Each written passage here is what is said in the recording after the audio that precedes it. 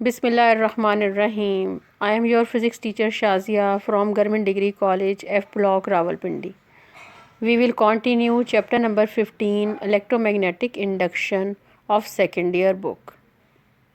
Energy loss in a transformer.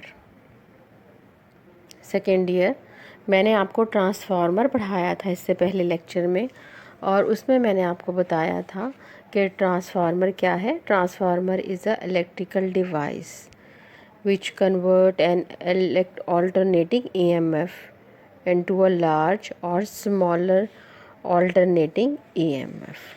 और फिर मैंने आपको स्टेप अप ट्रांसफार्मर पढ़ाया था, स्टेप डाउन ट्रांसफार्मर पढ़ाया था.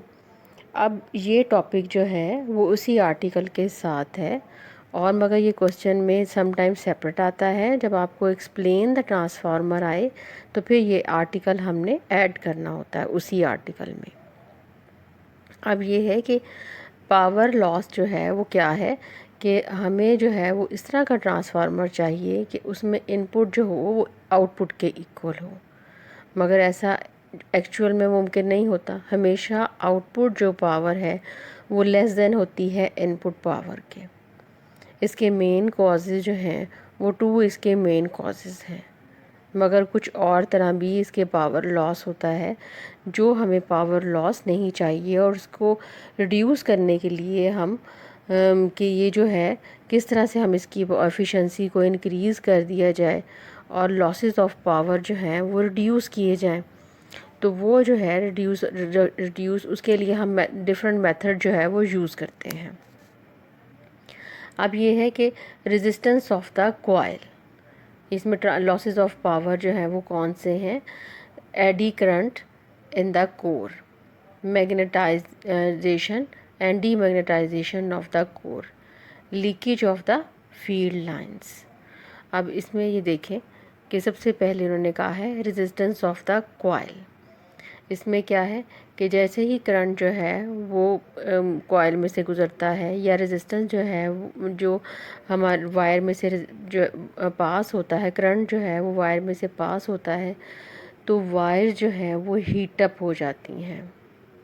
और फिर क्या है कि ये एनर्जी लॉस है. इसको रिड्यूस कैसे किया जा सकता है, हमने उसको एक मेथड ज़रूर देना है कि ये किस तरह से हमने इसको रिड्यूस करना है, क्योंकि हमने इस तरह से ट्रांसफार्मर यूज़ करेंगे तो वो ट्रांसफार्मर हमारे लिए जो है वो ठीक नहीं है. उससे हमारे पास आउटपुट की पावर एफिशिएंसी जो होगी वो कम हो जाएगी.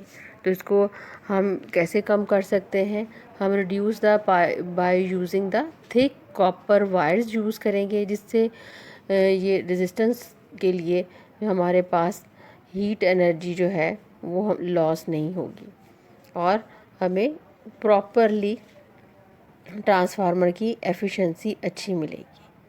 और फिर उसके बाद जो है वो एडी करंट्स हैं, कि सबसे पहले ये पता होना चाहिए कि आपको कि एडी करंट्स क्या हैं और इससे पावर लॉस से क्या फ़र्क पड़ता है.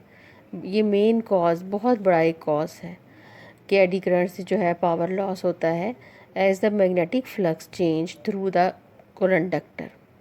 हम ये जो कॉइल लेते हैं, सेकेंड कॉइल जो लेते हैं, इसमें से मैग्नेटिक फ्लक्स जो है वो प्राइमरी से सेकेंडरी में चेंज हो रहा होता है. Induce current are the setup in the closed path, जो क्लोज पास आपने दिए हुए हैं उसको, जो सेकेंडरी कॉइल है उसमें इंड्यूस करंट जो है वो प्रोड्यूस होता है. इंड्यूस करंट जो प्रोड्यूस हो रहा है उसकी डायरेक्शन जो है perpendicular to the change of the flux है, which is known as the eddy current. It results in power dissipation and heating of the core material. It can be minimized. इसको हम कैसे मिनिमाइज़ कर सकते हैं, ये देखें कि अब उन्होंने दूसरी डायग्राम बना दी, एक और option they the. If the core is laminated with insulation in between the layers of the lamination which stops the flow of the eddy currents. ये हमें एक्स्ट्रा करंट्स होती हैं जो हमें नहीं चाहिए होती. तो उन्होंने कहा कि हम इसकी लेमिनेशन जब होती है, स्ट्रिप्स जो हैं वो हम यूज़ करते हैं, तो आपके पास जो है वो हमें वैल्यू जो है एफिशिएंसी जो है वो उसकी अच्छी एफिशिएंसी ट्रांसफार्मर की मिल जाती है. फिर ये है कि leakage of the field lines, कि हम इस चीज़ को अवॉइड करें कि फील्ड लाइन जो है उसके लिए भी उन्होंने कहा लैमिनेटेड सॉफ्ट आयरन कोर देखें कि उसमें यूज़ किया हुआ है ट्रांसफार्मर कॉइल है, और फिर इनपुट जो है टर्मिनल यूज़ किए हैं, आउटपुट टर्मिनल आपको दिखा रहे हैं। वो कहते हैं कि इस तरह से इसकी कंस्ट्रक्शन होनी चाहिए कि आपके पास जो फील्ड लाइंस हैं वो फील्ड लाइंस जो हैं वो हमें सही तरीके से मिल जाएं, उनका लीकेज ना हो। फिर यहाँ पे आपको एक ट्रांसफार्मर का एक दिखाया गया है और इंटरनल पार्ट उसका दिखाया गया है। इंटरनल पार्ट दिखाने का मकसद ये है कि आपको पता चले ये जो इंटरनल पार्ट जो होता है इसका वो कोर है, कि इसमें जो है वो कोर जो है वो यूज़ हो रही है। और वो कोर किस तरह से है कि उन्होंने कहा कि due to the magnetisation demagnetisation the energy use to magnetising and demagnetising the core material in each cycle of the AC is called the hysteresis loss, कि इससे जो है वो हमें हिस्टैरिसीस लॉस से भी हमने ऐसी मटेरियल यूज़ करना होता है जिसके हिस्टैरिसीस लॉस की वैल्यू जो होती है वो बहुत, हिस्टैरिसीस लूप जो है वो बहुत कम होता है। तो हमें हिस्टैरिसीस लॉस को भी देखना है। तो अब ये है कि हम जो यूज़ करेंगे कोर, उन्होंने कहा कि वो कोर जो होगी वो किस तरह की कोर असेंबल होगी। आप ये देखें, the core should be assembled from the laminated sheet of material whose hysteresis loop area is very small, यानी कि वो कोर जो होगी हम आयरन कोर जो है वो यूज़ कर लेंगे। और फिर क्यों, उसका एरिया कौन सा डिपेंड करता है, ये आप 17 चैप्टर में पढ़ेंगी कि इसका एरिया सेकेंड ईयर किस तरह से होता है। कि आप एक लूप लेती हैं, ये आप एक लूप ले रही हैं इस तरह से, ये आपने एक लूप लिया और फिर इस तरह से ये एक लूप लिया, ये इसकी लूप की फॉर्म जो आपको नज़र आ रही है। अब इसका ये है कि ये देखें कि इसका विड्थ एरिया वो बात करता है, इस एरिया की बात करता है।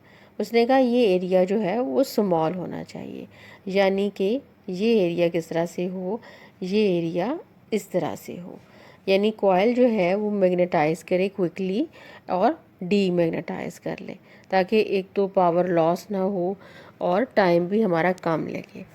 तो ये आपके पास आ गया है कि आपके पास लॉसेस ऑफ पावर जो होंगे वो किस तरह से, आप इसमें पावर लॉसेस जो ऑफ ट्रांसफार्मर किस तरह से पड़ती हैं, और फिर इसकी एफिशिएंसी हम कैसे इंक्रीज़ कर सकते हैं ट्रांसफार्मर की। The resistance of the primary and the secondary coils should be minimum. Power transformer from primary to secondary take place through flux linkage. So the primary and the secondary coils should be wound in such a way that flux coupling between them is maximum.